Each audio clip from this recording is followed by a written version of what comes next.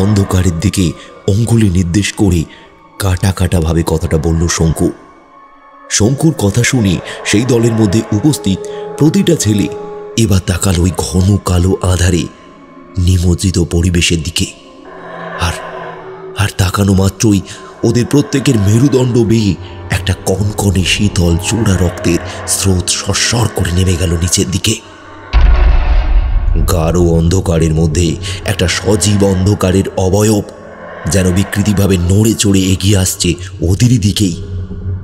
বিষাক্ত গোখরো সাপ যেমন ফসফস শব্দ করে গর্জন করে, ঠিক ঠিক সেই রকম কোনো একটা গর্জন করতে করতে ওই কালো ছায়া মূর্তিটা এক পা করে এগিয়ে আসতে থাকে সামনের পানে।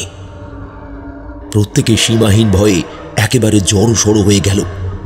শুভায়ন একটা শুকনো ঢোক গিলে বলল, ওটাই হলো দানব। কাল রাতে আমি ওকেই দেখেছিলাম।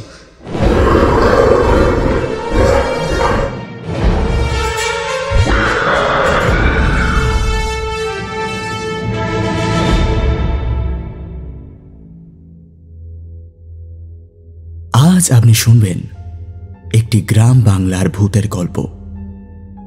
সুরজিৎ ঘোষের লেখা। গ্রামের নাম বাসন্তীপুর। আজ গল্প পাঠে তন্ময়, গল্পের সূত্রধার আমি সৌভিক। বিভিন্ন চরিত্রে বুবাই, সুপ্রিয়, প্রকাশ এবং আমি সৌভিক। শুরু হচ্ছে আজকের গল্প। সুরজিৎ ঘোষের লেখা গ্রামের নাম বাসন্তীপুর।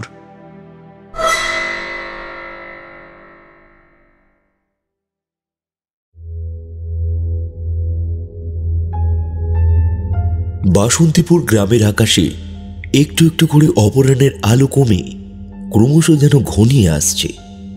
সন্ধ্যার কালো অন্ধকার মহাশূন্য হতে বুঝি নেমে আসছে নিঝুমতার মায়াবী চাদরে। সমগ্র প্রকৃতি পরিবেশ হয়ে উঠছে একেবারে নিস্তব্ধ নিঝুম। বাসন্তীপুর গ্রামের চারিধারে রয়েছে একাধিক পুকুর সহ বড় বড় দিঘি। এখনকার প্রতিটি পুরুষ মানুষের প্রধান পেশা হল মৎস্য চাষ এবং মৎস্য শিকার করে স্থানীয় বাজারে তা বিক্রয়ের মাধ্যমে মুনাফা অর্জন করা। বাসন্তীপুর গ্রাম মূলত জেলে সম্প্রদায়ের গ্রাম। সেই গ্রামের ছেলে ছোকরা থেকে বুড়ো সকলেই মাছ ধরে নিজেদের পেট চালায়। ভৌগোলিকভাবে আকারে ও আকৃতিতে খুব একটা বড় না হলেও নিতান্ত ছোট গ্রাম নয় বাসন্তীপুর।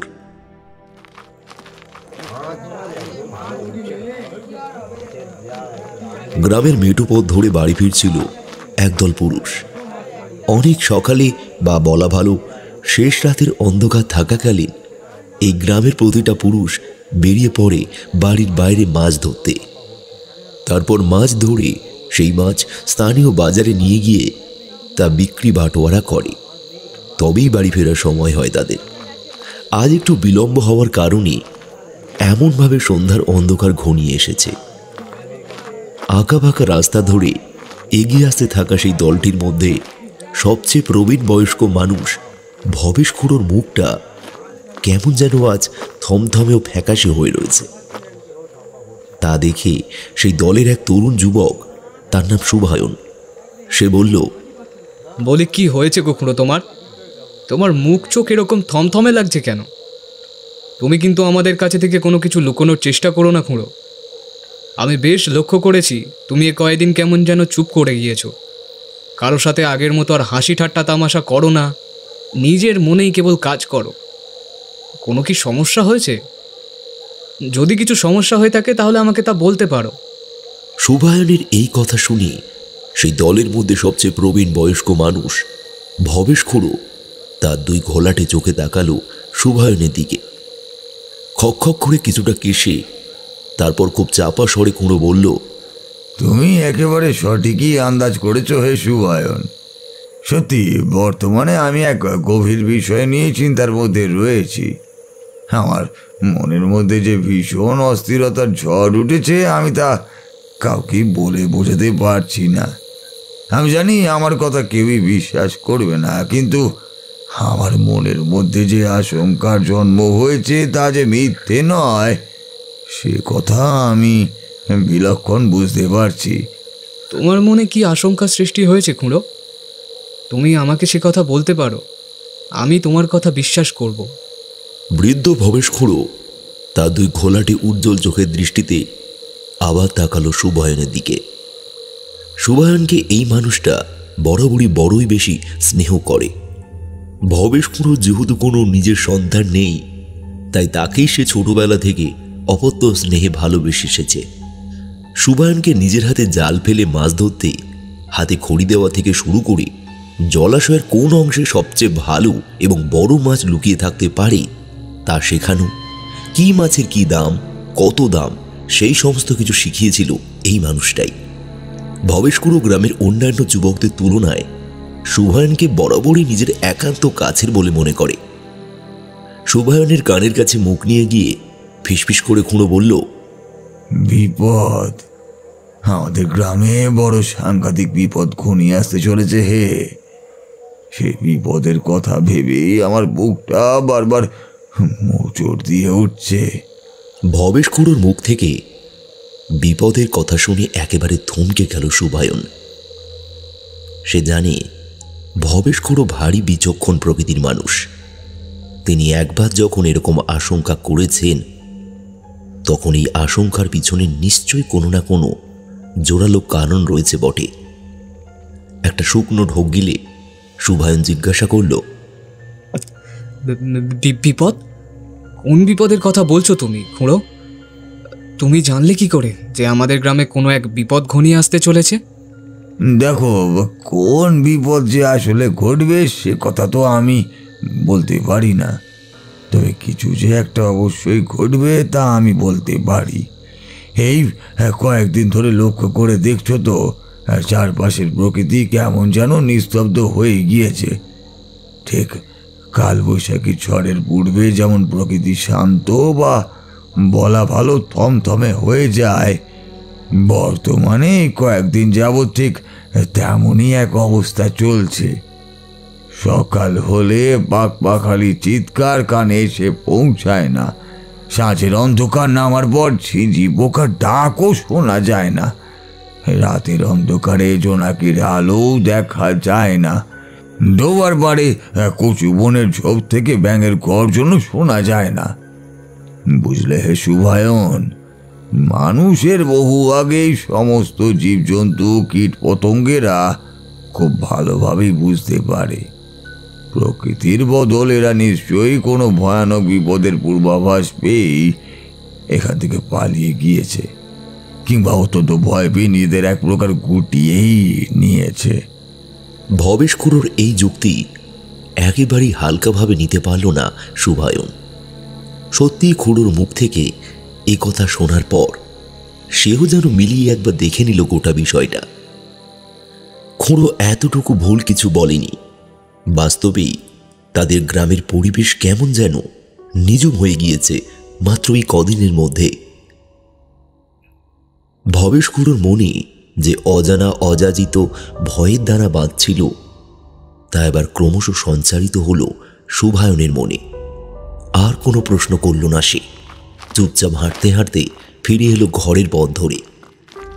সুবায়ন তখনও বুঝতে পারছিল না তাদের গ্রামের বুকে খুব শীঘ্রই এক সাংঘাতিক অমঙ্গলের ঝড় আছড়ে পড়তে চলেছে, যে ঝড়ে লণ্ডভণ্ড হয়ে যাবে সমস্ত কিছু।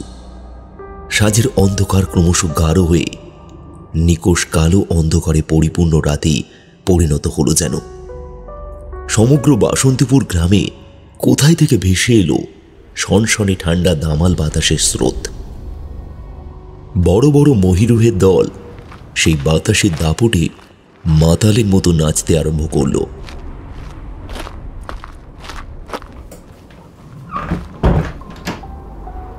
সুবায়ন ঘরের ভিতরে প্রবেশ করে ঘরের সদর দরজা ভিতর থেকে বন্ধ করে দিল ভালোভাবে।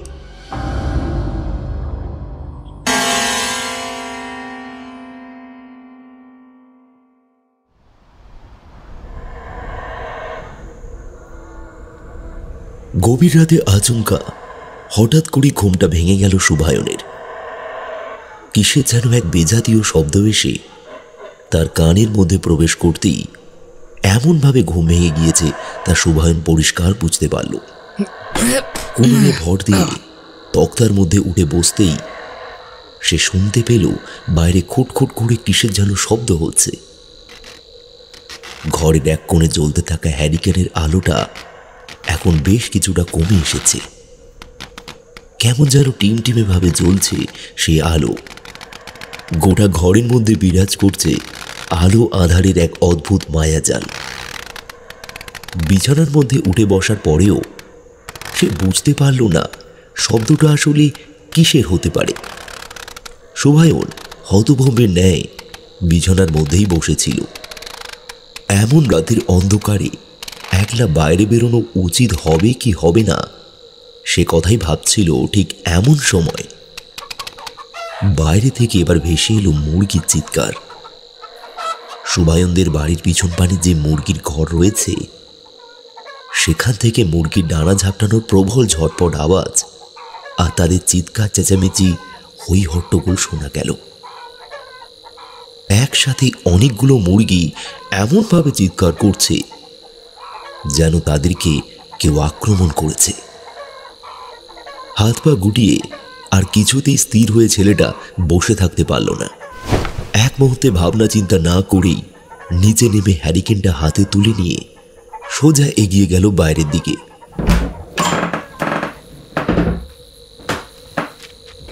শুভায়নদের বাড়ির পিছনে রয়েছে বিশাল বড় বড় বাঁশের ঝাড়। লম্বা লম্বা বাঁশ গাছগুলো কেমন যেন নুয়ে পড়েছে মাটির পানে। শিরশিরে বাতাসে বাঁশের প্রতিটা পাতা তিত্তির করে কাঁপছে।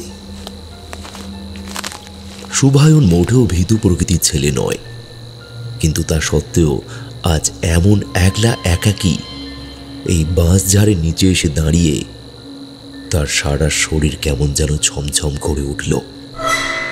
শেষ বিকেলে ভবেশ খুঁড়োর বলা কথাগুলো মনে পড়ে যেতেই বুকের মধ্যে কে যেন একটা ভারী হাতুড়ি মারল দরাম শব্দে। এতক্ষণ ধরে যে মুরগিগুলো প্রাণপণে চিৎকার করছিল তারা এবার সবকটা চুপ হয়ে গিয়েছে একসাথে। আর কোনো আওয়াজ ভেসে আসছে না সেখান থেকে। শুভায়নের নাকে একটা আষ্টে গন্ধ এসে ঠেকতেই নিজের অজান্তেই দুইবার লম্বা লম্বা ঘ্রাণ নিয়ে সে বুঝতে পারল এটা আসলে রক্তের গন্ধ। না, রক্ত রক্ত রক্ত কি করে? মুরগির ঘরের সামনে এসে থমকে দাঁড়াতেই শুভায়ন যে অমানসিক ভয়ানক দৃশ্য দেখল তা তার কল্পনার সম্পূর্ণ বাইরে এক ঘটনা। হাতে ধরা হ্যারিকেনের স্বল্প আলোতে সেই ঘরের মধ্যে গিয়ে পড়া মাত্রই শুভায়ন দেখল মুরগির ঘরের মেঝে পুরোপুরি ভেসে যাচ্ছে তরতাজা রক্তের উষ্ণ স্রোতে। চারিদিকে ছড়িয়ে ছিটিয়ে রয়েছে মুরগির পালক। প্রতিটা মুরগির দেহ ছিন্ন ভিন্ন অবস্থায় যত্রতত্র পড়ে আছে। আর সেই ঘরের একটা অন্ধকারের কোণে উবু হয়ে বসে আছে কুচকুচে কালো লোমশ এক ছায়া মানব। তার চেহারা আকার ও আকৃতিতে বিশাল বড়। শরীরে কোনো বস্ত্র নেই, সম্পূর্ণ বিবস্ত্র অবস্থায় সে বসে আছে আর কচমচ শব্দ করে কি যেন খাচ্ছে। তবে শুভায়নের দিকে পিছন ফিরে থাকার কারণে শুভায়ন তার মুখটা দেখতে পারল না। শুভায়নের বুকটা ধরাস ধরাস করে কাঁপতে লাগলো। তার পায়ের নিচের মাটি বুঝি ভূমিকম্পের মতো দুলে উঠল। অন্ধকার ঘরের মধ্যে আলো ছিটকে পড়া মাত্রই সেই অদ্ভুত দর্শন প্রাণীটা এবার কিছুটা যেন নড়ে চড়ে উঠল। বিকৃতিভাবে ধীরে ধীরে সে তার নিজের ঘাড় ঘুরিয়ে পিছন পানে তাকাতেই শুভায়নের হাত থেকে কাঁচের হ্যারিকেনটা মাটিতে পড়ে গেল। আর সেই আগুনের স্ফুলিঙ্গ শুকনো ঘাসের উপর পড়া মাত্রই দাউ দাউ করে আগুন জ্বলে উঠল। আলোর পরিমাণ বাড়তেই শুভায়ন দেখল বিভৎসভাবে ওই অদ্ভুত প্রাণীটা তাকিয়ে রয়েছে তারই দিকে। সম্পূর্ণ কালো কুচকুচে তার মুখ, দুই চোখের কুঠুরে যেন ধকধক করে চলছে দু টুকরো জ্বলন্ত কাঠ কয়লার আগুন। মুখ অত্যন্ত সুচালো এবং মুখ গহ্বরের মধ্যে থেকে বেরিয়ে এসেছে অসংখ্য অগণিত তীক্ষ্ণ ধারালো দাঁতের শাড়ি। শুভায়ন থ হয়ে দাঁড়িয়ে থাকে। সেই বিশাল আকৃতির ওই অদ্ভুত প্রাণী সেই সময় গর্জন করছে ভয়ানকভাবে। যেন মনে হচ্ছে শুভায়নের উপরে সে ঝাঁপিয়ে পড়বে। তবে ব্যাপারটা উল্টো হলো। এতক্ষণ ধরে অত্যন্ত আনন্দের সাথে আরাম করে মুরগির কাঁচা মাংস ভক্ষণ করছিল সে। এবার যেন কিরকম চরম ভয়ে ঘরের ভিতর থেকে বেরিয়ে শুভায়ন যেখানে দাঁড়িয়ে ছিল ঠিক তার উল্টো দিকের রাস্তা ধরে দৌড়ে পালিয়ে গেল কোথায় যেন। শুভায়ন আর নিজেকে কিছুতেই সামনে রাখতে পারল না। জ্ঞান হারিয়ে আগুনের পাশেই লুটিয়ে পড়ল।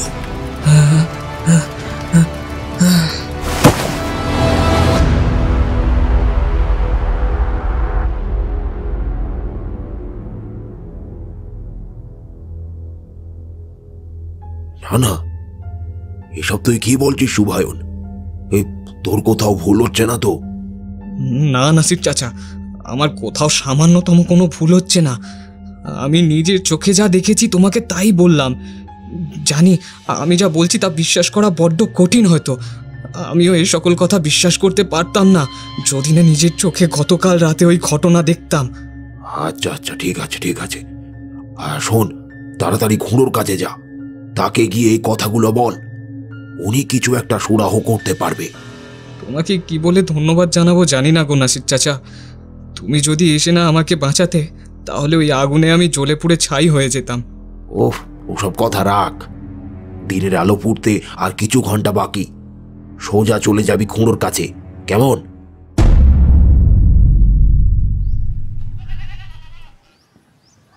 পরের দিন সূর্যোদয়ের প্রথম কিরণ যখন শুভায়নের চোখে এসে পড়ল তখন ধীরে ধীরে জ্ঞান ফিরে এলো ছেলেটার।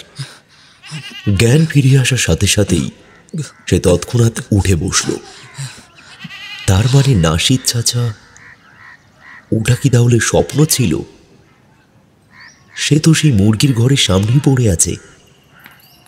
নাসির চাচা প্রায় 1 বছর হলো গলায় দড়ি দিয়েছিল। আজ হঠাৎ করে তাকি বা স্বপ্নের মধ্যে দেখল কেন সে? হ্যাঁ, যাই হোক, আর ভেবে কাজ নেই।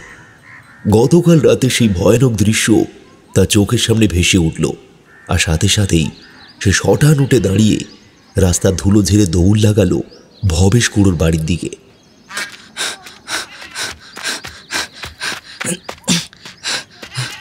শুভায়ন যখন ভবেশ কুড়োর বাড়িতে এসে পৌঁছালো তখন খুড়ো 7 সকালে দাওয়ায় বসে গরম চা খাচ্ছিল। শুভায়নকে এইভাবে হাঁপাতে দেখে হাতে চায়ের পেয়ালা নামিয়ে রেখে ভবেশ খুড়ো এগিয়ে এসে তাকে জিজ্ঞাসা করল কি এমন ঘটনা ঘটেছে যার কারণে এমন তড়িঘড়ি এইভাবে তার কাছে ছুটে আসতে হলো। তখন শুভায়ন গতকাল গভীর রাতে সে নিজের চোখে যা কিছু দেখেছে তা আগাগোড়ায় সবটাই বলল। তবে নাসির চাচার ব্যাপারটা সে বলল না, ওটা সে চেপে গেল। শুভায়নের মুখ থেকে সবকিছু শুনে ভবেশ খুড়ো ধপ করে বসে পড়ল রোয়াকের ওপরে। শুভায়নের অবস্থা বড় শোচনীয় দেখে ভবেশ খুড়ো জলপূর্ণ ঘটিটা তার দিকেই বাড়িয়ে দিল। তারপরে সে কঠিন সুরে বলল, না না, ওই ঘটির জলটাকে খাও দেখি, তারপর শান্ত হয়ে ধীরে সুস্থে বলো। তোমার স্নায়বিক উত্তেজনা বড় বেশি বৃদ্ধি পেয়েছে। তুমি শান্ত না হলে কিছু বলে উঠতে পারবে না সঠিকভাবে। তাই বলছি, শান্ত হও, শান্ত হও। খুড়ো, কাল রাতে হঠাৎ করে আমার ঘুমটা ভেঙে গিয়েছিল, আর তারপরেই বাড়ির বাইরে বেরিয়ে পিছন পানে গিয়ে এই নারকীয় দৃশ্য দেখেছি। দেখো শুভায়ন, আমি তোমার কথা সম্পূর্ণরূপেই বিশ্বাস করছি। আমি তো তোমাকে আগেই বলেছিলাম যে আমাদের গ্রামের বুকে কোনো এক সাংঘাতিক বিপদ ঘনিয়ে আসতে চলেছে। তোমার কথার উপর ভিত্তি করে এ কথা বলতে হয় যে আমাদের গ্রামে সত্যিই বড় বিপদ ঘটতে চলেছে।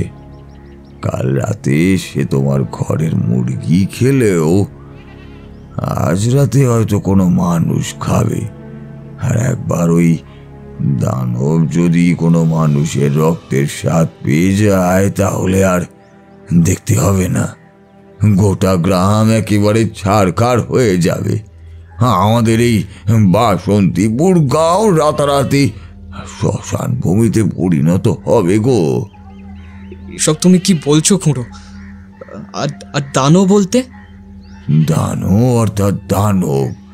দেখো সুবায়ন, তোমার মুখ থেকে আমি যেটুকু যা বর্ণনা শুনলাম তাতে আমি বেশ বুঝতে পেরেছি ওটা আসলে একটি দানব ছিল। তবে আমাদের গ্রাম বাসন্তীপুরে হঠাৎ করেই দানব কোথা থেকে আগমন ঘটলো তা সত্যি আমি জানি না গো। ভবেশ খুড়োর বাড়ি থেকে সুভায়ন যখন বেরিয়ে এলো তখন তার মুখ পুরোপুরি প্রবল দুশ্চিন্তার কারণে আষাঢ়ে মেঘের মতো কালো হয়ে গিয়েছে। বেলা যতই বাড়ল ততই চারপাশ থেকে খবর এলো গতকাল রাতে বিভিন্ন গ্রামবাসীর বাড়ি থেকে হাঁস, মুরগি, ছাগল, ভেড়া, ছোট বাছুর জাতীয় প্রচুর প্রাণী মারা গিয়েছে। আর তাদের মৃত্যু একেবারেই স্বাভাবিক নয়। কেউ যেন ধারালো কোনো কিছু দিয়ে সবকটি পশুকে হত্যা করেছে এবং তারপর তাদের রক্ত মাংস খুবলে খুবলে খেয়েছে। এই ঘটনা সমগ্র অঞ্চলের মধ্যে এক ভীষণ রকমের চাঞ্চল্যের সৃষ্টি করল। সমগ্র বাসন্তীপুরের জনগণের মধ্যে এই মারাত্মকভাবে আতঙ্কটা ছড়িয়ে পড়ল। সকলে এমন ঘটনা ঘটছে দেখে এক অজানা ভয়ে জর্জরিত হয়ে পড়ল।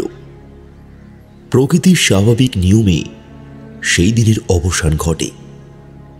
আবার নেমে এলো সন্ধ্যার অন্ধকার।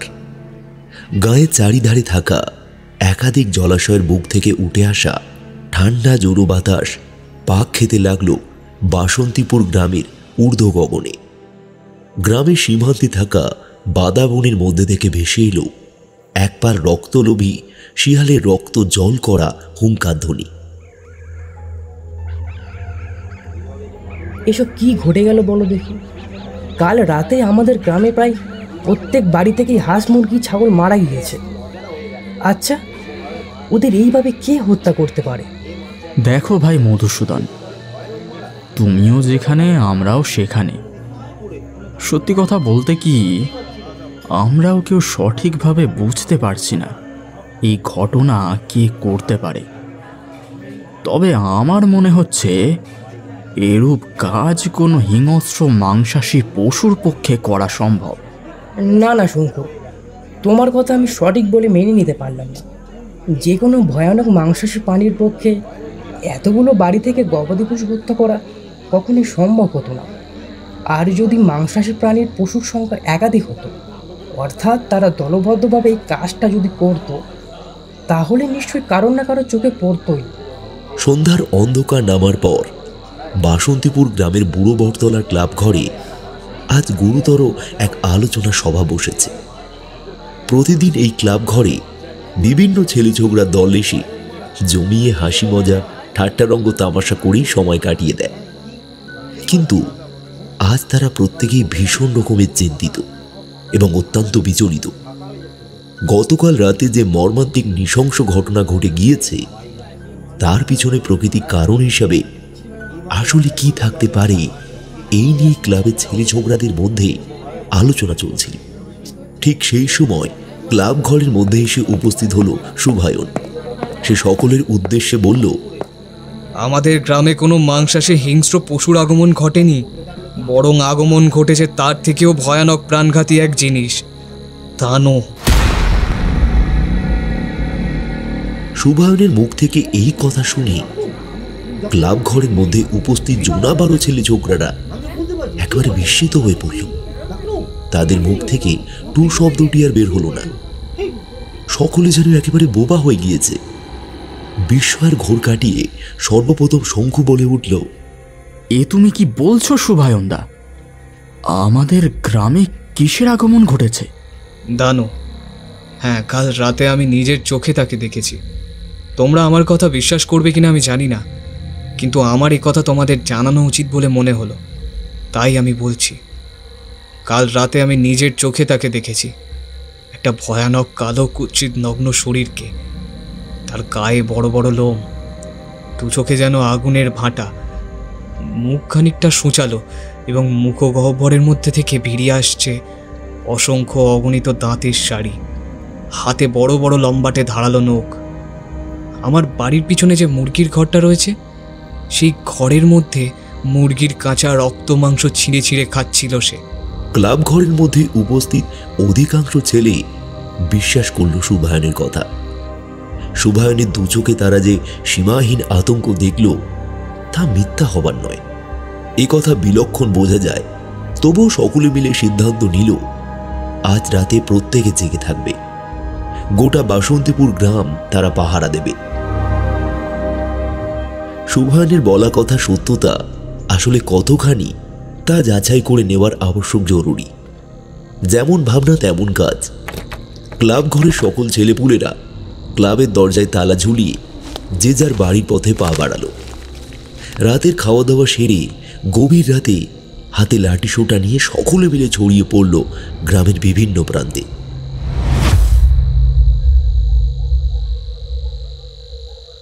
রাত্রি যত বাড়তে লাগলো ততই আরো বেশি নিঝুম হয়ে উঠল নৈশ পরিবেশ। চারিদিকে এমন শুনশান থমথমে হয়ে এলো যেন মনে হলো কোথাও যদি সামান্য একটা সূর্য পড়ে থাকে তাহলে সেই আওয়াজও বোধহয় ঝনঝন করে তাদের কানে বেজে উঠবে।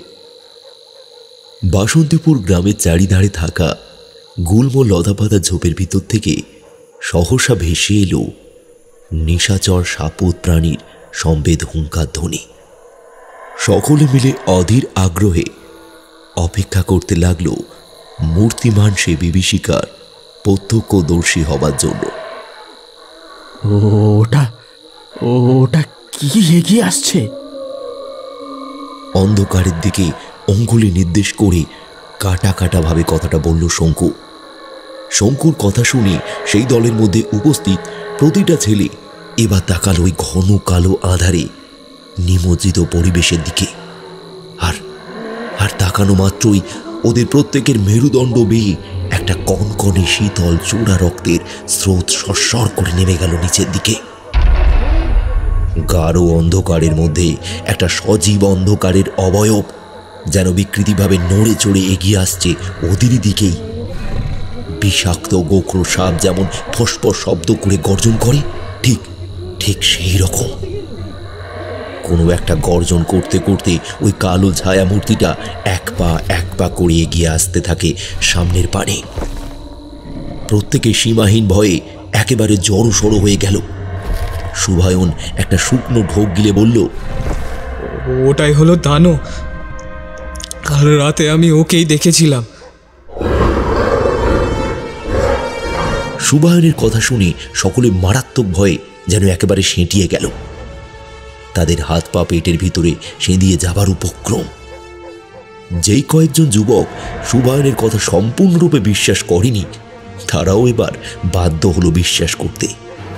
ততক্ষণে আরো অনেকটাই কাছে এগিয়ে এসেছে ওই অদ্ভুত দর্শন ভয়ানক প্রাণীটা। বাতাসের মধ্যে থেকে কিসের যেন একটা গন্ধ টেনে নিচ্ছে সে। শুভায়নের বুকটা ধড়াস করে লাফিয়ে উঠল। তাহলে কি ওই দানব ইতিমধ্যেই মানুষের গন্ধ পেয়ে গিয়েছে? তাহলে কি ভবেশ খুঁড়োর বলা কথাগুলো সত্যি হতে চলেছে? দানব এবার হাঁস মুরগি এই সমস্ত কিছু ছেড়ে মানুষ শিকার করবে নাকি? হ্যাঁ, না না না না না, আর ভাবতে পারল না সে। ওর মাথাটা কেমন যেন ঘুরে গেল। নিজেকে এতটা অসহায় এর আগে কখনো সে উপলব্ধি করতে পারেনি। এত ভয়, এত উত্তেজনা, এত আতঙ্ক যে কোনো সুস্থ স্বাভাবিক মানুষকে অস্থির করে তোলে। তাকে অসুস্থ করে দেওয়ার জন্য এটাই যথেষ্ট। সকলের গলা একেবারে শুকিয়ে কাঠ হয়ে গেল। একটানা দীর্ঘ সময় অন্ধকারে দাঁড়িয়ে থাকার কারণে তাদের প্রত্যেকের চোখ পুরোপুরি সয়ে এসেছিল। তাতেই তারা দেখল শুভায়ন যা বলেছে তার এক বর্ণ মিথ্যে কথা বলেনি সে। তা একেবারেই সত্যি। সেই বিশাল আকৃতির প্রাণীর দুই চোখে যেন জ্বলছে সাক্ষাৎ নরকের আগুন। সুচালো মুখের মধ্যে থেকে বেরিয়ে এসেছে তীক্ষ্ণ ধারালো রক্তমাখা একাধিক দন্তু রাশি। সেখান থেকে টপ টপ শব্দ চুইয়ে পড়ছে লালা রস। তার দুই হাতে বড় বড় নখ। সুবায়ন ঠকঠক করে কাঁপতে কাঁপতে এক প্রকার চিৎকার করে বলল, পালাও, এখানে আর একেবারেই থাকা যাবে না। যদি নিজের প্রাণ বাঁচাতে চাও তাহলে এখান থেকে এখনই পালিয়ে চলো, সকলে পালাও।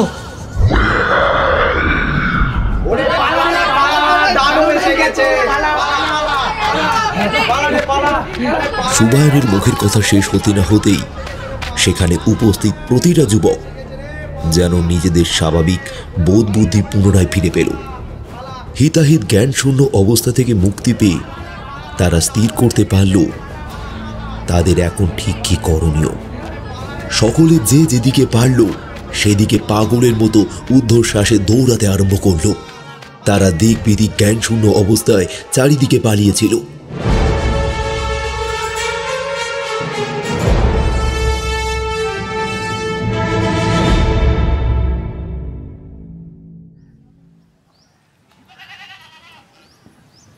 পরদিন পূবের আকাশে ভোরের আলো ফুটলে শোনা গেল যে বাসন্তীপুর গ্রাম থেকে সর্বমোট 5 জন মানুষকে হত্যা করেছে ওই দানব। যে সমস্ত মানুষেরা অসাবধানতার কারণে বাড়ির বাইরে বের হয়েছিল রাতের আঁধারে, তাদেরকে অপ্রত্যাশিতভাবে হঠাৎ আক্রমণ করে প্রথমে টেনে নিয়ে গিয়েছিল ওই দানব। তারপর কোনো নির্জন নিরালা স্থানে তাদের হত্যা করে তার রক্ত মাংস খেয়েছে পরম সুখে। গোটা গ্রাম জুড়ে আতঙ্কের পরিবেশ সৃষ্টি হলো। বাসন্তীপুর গ্রামের পথে ঘাটে যত্রতত্র পড়ে থাকতে দেখা গেল মানুষের রক্ত, মাংস, হাড়, কঙ্কাল প্রভৃতি। বাসন্তীপুর গ্রামের আকাশে বাতাসে বুঝি মিশে গেল কাঁচা রক্তের গন্ধ।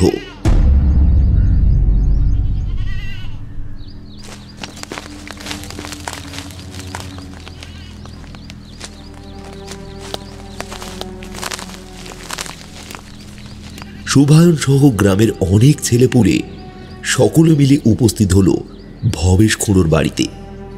ওরা জানে খুঁড়ো ভারী বিচক্ষণ মানুষ। খুঁড়োর বাড়ির বন্ধ সদর দরজায় কড়া নেড়ে সুবায়ন উচ্চকণ্ঠে হাঁক ছেড়ে বলল, খুঁড়ো, বলি ও খুঁড়ো, বাড়িতে আছো নাকি? দয়া করে একটিবার দরজাখানা খোলো, বড় বিপদে পড়ে তোমার কাছে ছুটে এসেছি।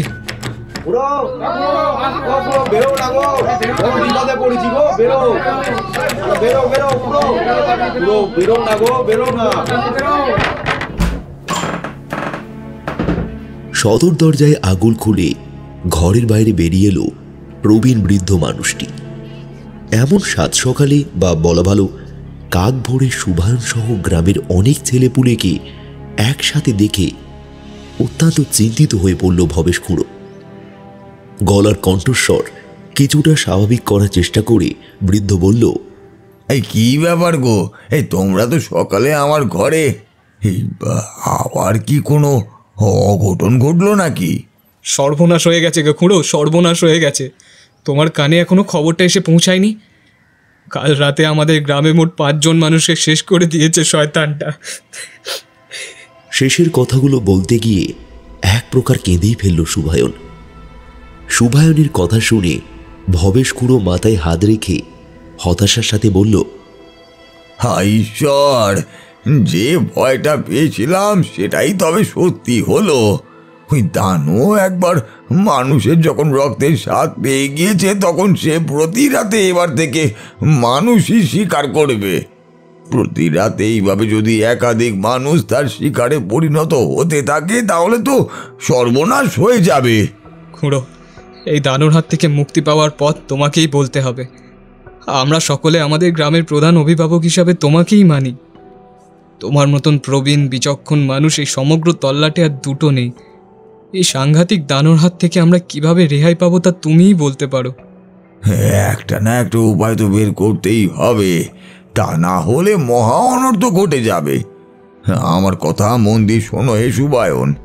আমার মন বলছে দানুর আগমন যখন আমাদের গ্রামে ঘটেছে তখন এ দানুর উৎস আসলে ঠিক কোথায়, এই প্রশ্নের উত্তর লুকিয়ে আছে আমাদের গ্রামের মধ্যেই। হঠাৎ করে বাসন্তীপুর গ্রামের বুকে এক প্রাণঘাতী দানুর আগমন ঘটলই বা কি করে? এই প্রশ্নের উত্তর তোমাদের আগে খুঁজে বের করতে হবে। তোমরা সকলে আর সূর্যের আলো থাকাকালীন গোটা গ্রামটা পুরোপুরি তন্ন তন্ন করে খুঁজে দেখো তো। যদি কোথাও কোনোখানে তোমাদের অস্বাভাবিক বলে কোনো কিছু লাগে তাহলে তৎক্ষণাৎ তা আমায় এসে জানিও, কেমন? আচ্ছা, বেশ, ঠিক আছে, ঠিক আছে খুঁড়ো, তুমি যেরকমটা বলছো সেরকমটাই হবে। আমরা এখন তাহলে চললাম। বাসন্তীপুর গ্রামে যেখানে আমাদের অস্বাভাবিক কোনো কিছু দৃষ্টিগোচর হবে আমরা তোমায় খবর দেব।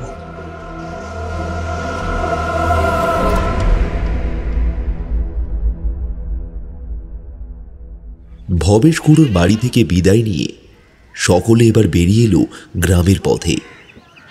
ভবেশ খুড়োর নির্দেশ মতো সকলে গোটা গ্রাম তন্ন তন্ন করে খুঁজতে লাগলো অস্বাভাবিক কোনো কিছু সত্যিই তাদের গ্রামের মধ্যে লুকিয়ে রয়েছে কিনা তা জানতে। আর হঠাৎ করেই খুঁজতে খুঁজতেই পাওয়া গেল এক ভয়ানক চরম সত্য।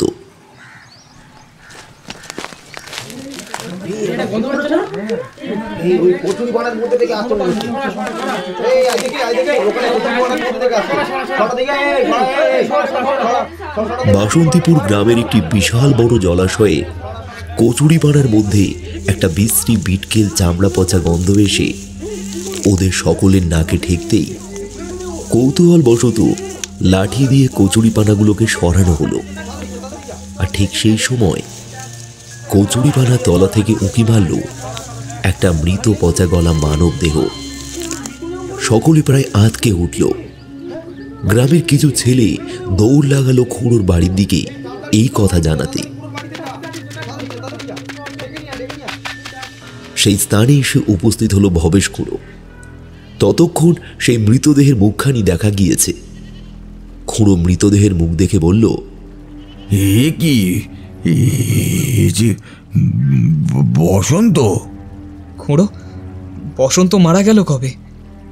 আমরা তো কিছুই জানি না। অবশ্য জানবই বা কি করে? ছেলেটার পরিবার পরিজন বলতে তো কেউ নেই। তাই জন্যই গ্রাম থেকে আস্ত একটা ছেলে এইভাবে নিখোঁজ হয়ে গিয়েছে, অথচ কেউ কোনো কিছুই জানে না। ভবেশ খুড়ো হতাশার সাথে বলল, আরে ছেলেটাকে বোধহয় সাপে কেটেছিল। পুকুরের জলে সে যখন নেমেছিল মাছ ধরতে তখন তীব্র বিষ সম্পন্ন কোনো সাপের কামড়ে তার মৃত্যু হয়। আরে এই পুকুরটা এত বেশি পরিমাণে কচুরিপানা রয়েছে যে বসন্তের মৃতদেহ কারোর নজরেই পড়ে না। মৃতদেহের যে পচনশীল অবস্থা হয়েছে তা দেখে বিলক্ষণ বোঝা যায় সে অনেকদিন আগেই মারা পড়েছে। কম করে 5-7 দিন তো আগেকারই কথা হবে। মৃতদেহ এইভাবে সৎকারহীন অবস্থায় সকলের চোখের অন্তরালে থাকার কারণেই পুনরায় মৃতদেহের মধ্যে প্রাণ ফিরে এসেছে। প্রতিদিন সন্ধ্যার অন্ধকার নামার পর বসন্তের প্রাণহীন এই শরীর হয়ে উঠেছে অশরীরীর অপশক্তির উৎস বিশেষ। এক সাংঘাতিক দানতে পরিণত হচ্ছে এই দেহ। বসন্তের মৃতদেহ প্রতি রাতে দানতে পরিণত হয়ে গোটা গ্রাম তছনছ করছে।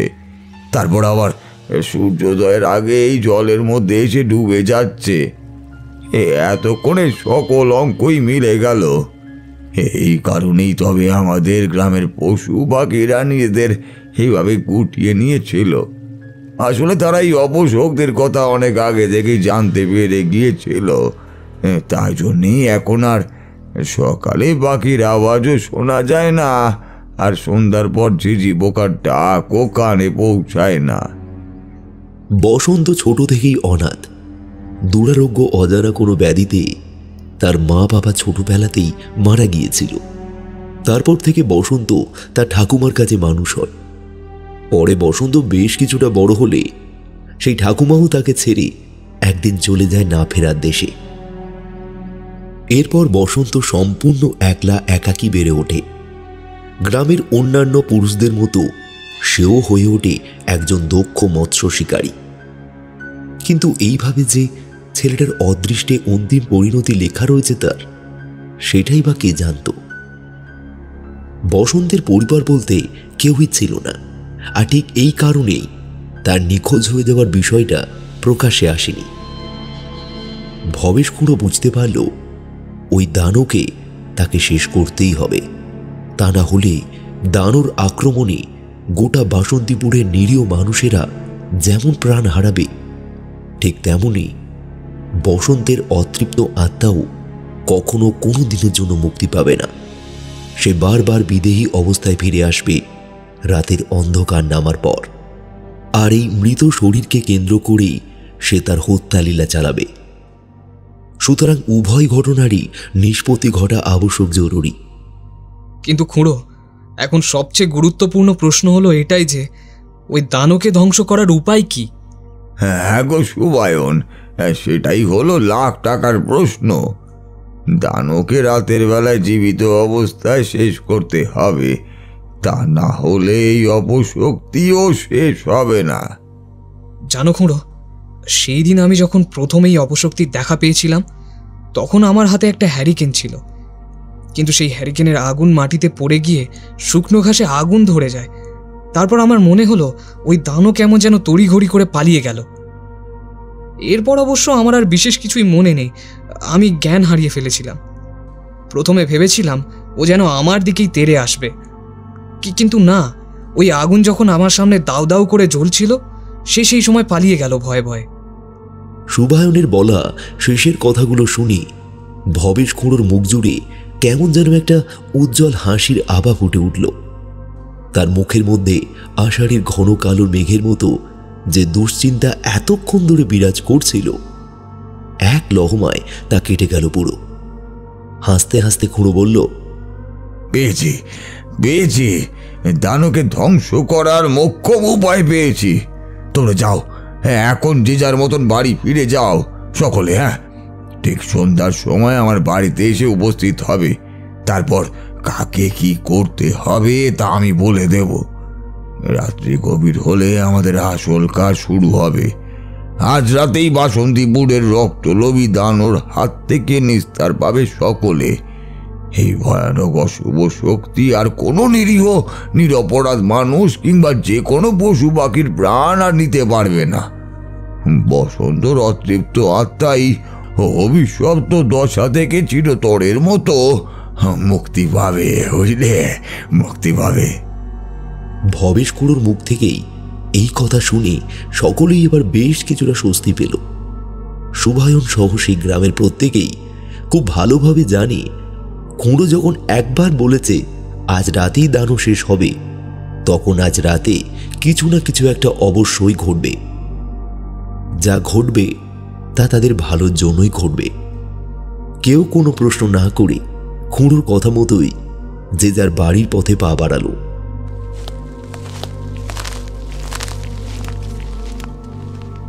বৃদ্ধ ভবেশ খুঁড়ো ঠোঁটের কোণে খেলে গেল এক চিলতে হাসি। সেখানে আর একাকী দাঁড়িয়ে না থেকে বৃদ্ধ এবার হাঁটতে লাগলো বাড়ির পথে।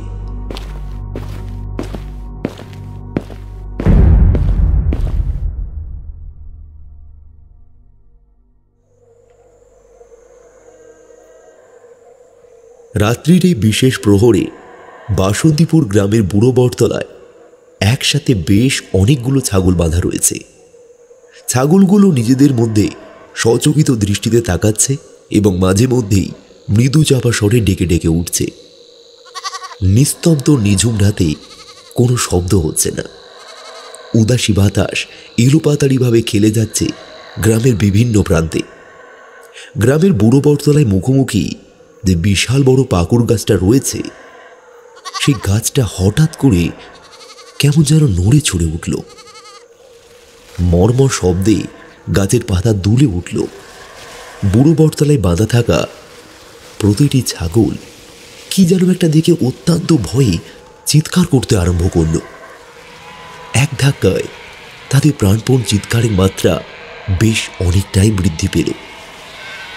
পাকুড় গাছের মগডাল থেকে সরীসৃপ প্রাণীর মতো চার হাত পায়ের সাহায্যে বুকে ভর দিয়ে যে কালো কুচকুচে অবয়বটা ক্রমশ একটু একটু করে নিচের দিকে নেমে আসছে, তাকে দেখে অত্যন্ত ভয় পেয়ে গিয়েছে এই নিরীহ প্রাণীগুলো। কালো কুচকুচে সেই জীবের দু চোখে যেন জ্বলছে সাক্ষাৎ নরকের আগুন। তার গনগনে লাল দুই চোখ সম্পূর্ণরূপে নিবদ্ধ হয়ে রয়েছে ছাগলগুলোর দিকে। সূচালো মুখের মধ্যে থেকে বেরিয়ে এসেছে লম্বাটে লকলকে জীবের বেশ কিছুটা অংশ। সেই জীবের মধ্যে থেকে টপ টপ শব্দে চুইয়ে পড়ছে লালা রস। গাছের রসালো কাণ্ডের সাথে নিজের হাত ও পায়ে লম্বা লম্বা ধারালো নখ যুক্ত করে প্রতিটা আঙুল গেঁথে দিয়ে দানব ক্রমশ নেমে আসছে নিচে, আরো নিচে।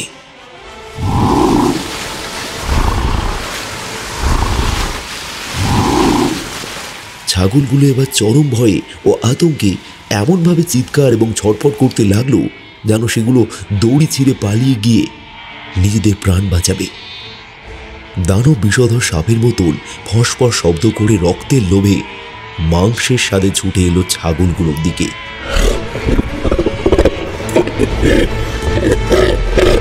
ছাগলগুলোর কাছে এসে দানব বুঝতে পারল আসলে এক পাতা ফাঁদে পা দিয়ে ফেলেছে নিজের অজান্তেই সে। ছাগলগুলোর প্রতি আক্রমণ করার পূর্বেই চারপাশের অন্ধকারের বুক ফুঁড়ে বেরিয়ে এলো একাধিক মানুষ।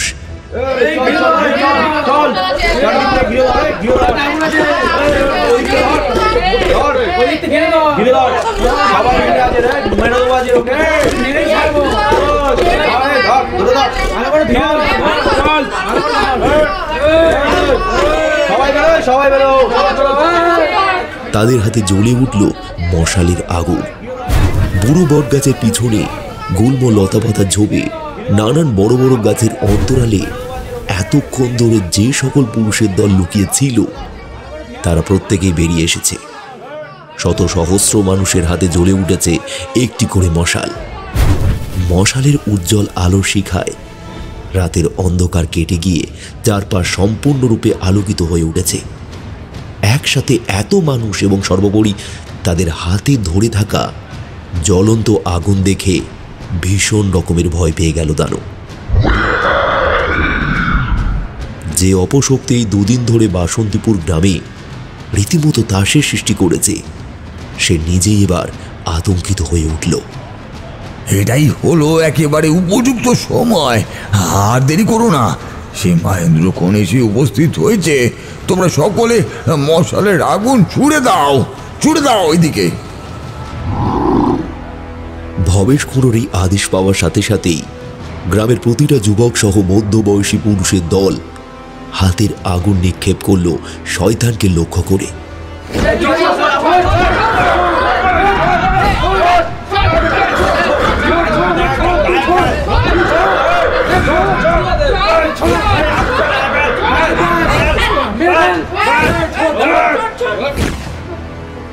দানব বিকট শব্দে চিৎকার করে উঠল।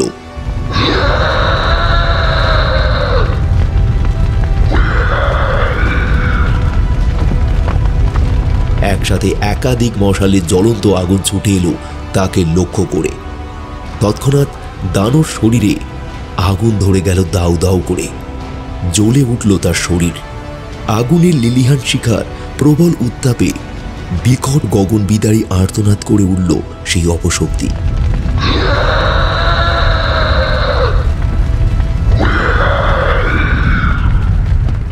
আগুনে জ্বলতে থাকা জ্বলন্ত শরীর নিয়ে সে হিতাহিত জ্ঞান শূন্যের মতো ছুটতে আরম্ভ করল। তারপর এক সময় নিস্তেজ হয়ে লুটিয়ে পড়ল মাটিতে। আগুনের তাপে জ্বলে পুড়ে শেষ হয়ে গেল বাসন্তীপুর গ্রামের ভয়ানক মানুষ খেকো দানব। সেখানে কেবলমাত্র পড়ে রইল ভস্মীভূত কিছু ছাই। গোটা গ্রামের মানুষ আনন্দে আত্মহারা হয়ে পড়ল।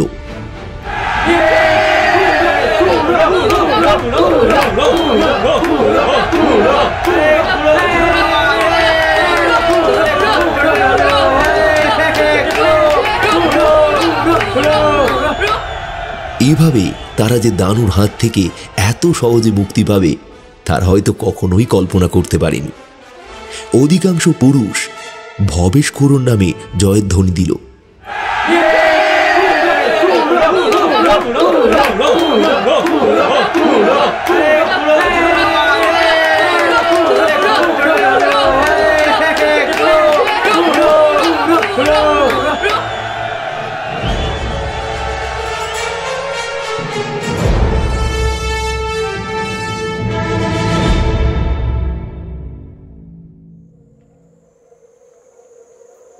শুভায়ন খুঁড়োর উদ্দেশ্যে জিজ্ঞাসা করল, আচ্ছা খুঁড়ো, তুমি বুঝলে কি করে যে ওই দানকে শেষ করতে হলে আগুন লাগবে? দেখো শুভায়ন, সত্যি কথা বলতে এই বিষয়টা আমার মাথাতেও আসেনি। প্রথমে তুমি যখন বললে যে সেদিন রাতে তোমার হাতের হ্যারিকেন মাটিতে পড়ে শুকনো ঘাসে আগুন লেগে যাওয়ার বিষয়টা দেখে, তখন দানও কেমন যেন একটা ভয় পেয়ে পলায়ন করছিল, তাই তো? ঠিক তখনই আমার মাথায় খেলে গেল, সত্যি তো, তাই আগুনকে যে কোনো অশুভ অপশক্তি সাংঘাতিক রকমেরই ভয় পায়। সুতরাং আগুন দিয়েই দানকে ধ্বংস করা সম্ভব, সেই মতোই পরিকল্পনা করলাম।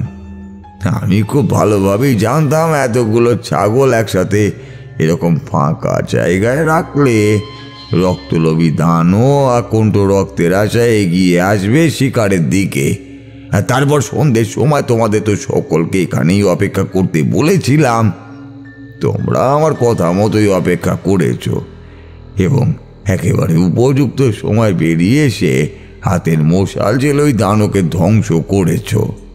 সুতরাং দানও ধ্বংসের কাজের কৃতিত্ব আমার একার প্রাপ্য নয় গো, তা তোমাদের সকলেরই প্রাপ্য। ওই যে কথায় বলে না, যার শেষ ভালো তার সব ভালো, এক্ষেত্রে ঠিক তাই হলো। এভাবেই আমরাও দানর হাত থেকে মুক্তি পেলাম, আর বেচারা বসন্তর অতৃপ্ত আত্মাও মুক্তি পেল। তা না হলে সেও এমন অভিশপ্ত দশায় আটকে পড়ে থাকতো দীর্ঘদিন। চলো এবার যে যার বাসায় ফিরে যাওয়া যাক নিশ্চিন্ত মনে। আর কোনো আমাদের মধ্যে ভয় নেই, আমরা দানর আক্রমণের হাত থেকে সম্পূর্ণরূপে মুক্তি পেয়েছি। বাসন্তীপুর গ্রামে আর কোনো নিরীহ মানুষ কিংবা কোনো পশু পাখির মৃত্যু ঘটবে না মর্মান্তিকভাবে। সব অশুভ শনি কালো মেঘ কেটে গিয়েছে এই গ্রামের ওপর থেকে আজীবনের মতন।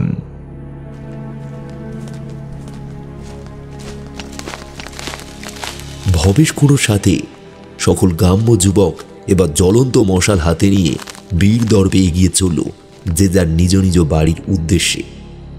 এইভাবেই সেইবার বাসন্তীপুর গ্রাম রক্ষা পেল এক ভয়ানক সাংঘাতিক দানর কবল থেকে।